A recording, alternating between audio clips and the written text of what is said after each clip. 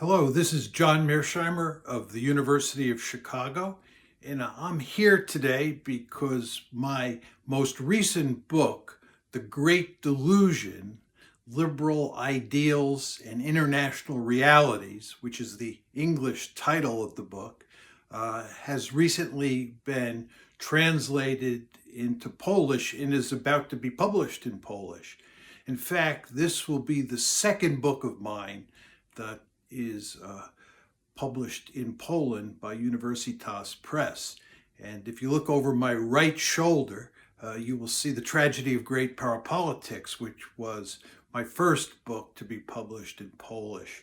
The Tragedy of Great Power Politics, as the title indicates, deals with great power politics, relations among the most powerful states in the international system. And as I made clear in the preface to that book, this is a subject that has enormous consequences for Poland because Poland has historically been caught between great powers like Russia, Germany, and Austria. My new book, I think, is somewhat different in its focus in that it deals with American foreign policy during the unipolar moment.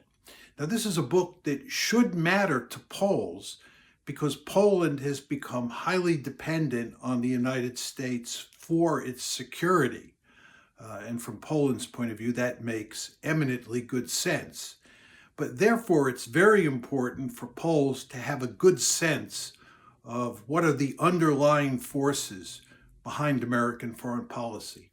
And what I do in The Great Delusion is I describe American foreign policy during the unipolar moment.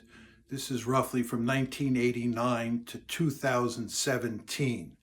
And I talk about liberal hegemony, which was American foreign policy during that period. And of course, the unipolar moment is over, and we are now in a multipolar world where the United States is no longer the only great power on the planet, but it is faced with two other great powers, China and Russia. And what that tells you is that American foreign policy is likely to change in this multipolar world from what it was during the unipolar moment. And I think by reading my book, The Great Delusion, you'll get a good sense of the driving forces behind American foreign policy. And again, as I said earlier, I think that's very important for the Polish people of all persuasions to understand. Finally, let me conclude by saying I'm looking forward when COVID is finally over, or at least we have COVID under control, and I can come to Poland. But until then, I wish all my friends in Poland the very best, and I will see you soon. Thank you very much.